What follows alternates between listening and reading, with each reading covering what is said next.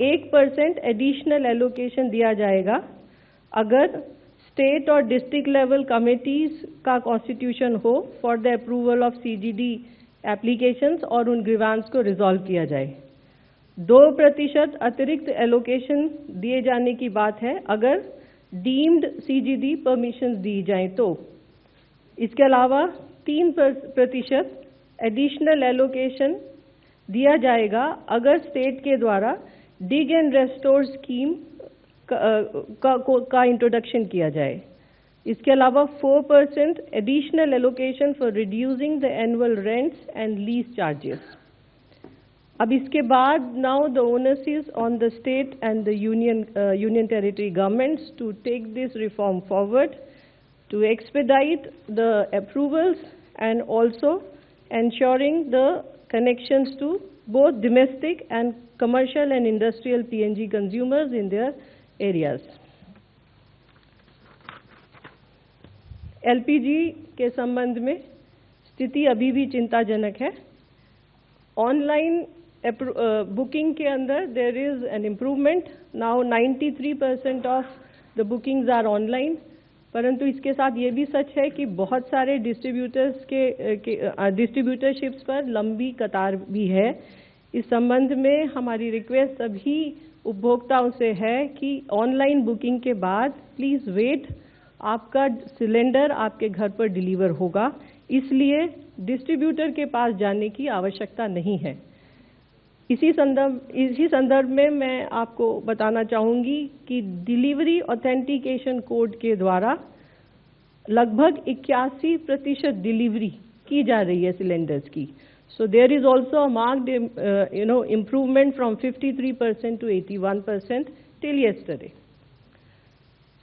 Commercial LPG supply के संबंध में लगभग 15 स्टेट्स और यूनियन टेरिटरीज ने एलोकेशन ऑर्डर्स इशू किए हैं। सभी स्टेट्स को कमर्शियल एलपीजी की सप्लाई कर दी गई है। Kerosene additional allocation of kerosene के संदर्भ में भी लगभग 12 स्टेट्स ने एडिशनल कैरोसिन एलोकेशन भी कर दिया है। रिगार्डिंग एनफोर्समेंट मेरा ये निवेदन है कि एसेंशियल कमोडिटीज एक्ट और एलपीजी कंट्रोल ऑर्डर के अंतर्गत state governments are empowered to take action against any hoarding and black marketing and they also have a primary role in monitoring and regulating the supply situation of essential commodities including petrol, diesel and LPG. In this regard, the state governments have already been requested to direct the district collectors and the enforcement agencies to conduct coordinated inspections and surprise checks at petrol pumps, LPG distributorships, storage points, etc. to curb any malpractices. इस संदर्भ में लगभग 30 states और union territories ने already control room स्थापित कर दिए हैं और उनके द्वारा प्रेस ब्रीफ भी जारी की जा रही है। लगभग 22 स्टेट्स और यूनियन टेरिटरीज में डिस्ट्रिक्ट लेवल मॉनिटरिंग कमेटी भी सेटअप हो गई हैं।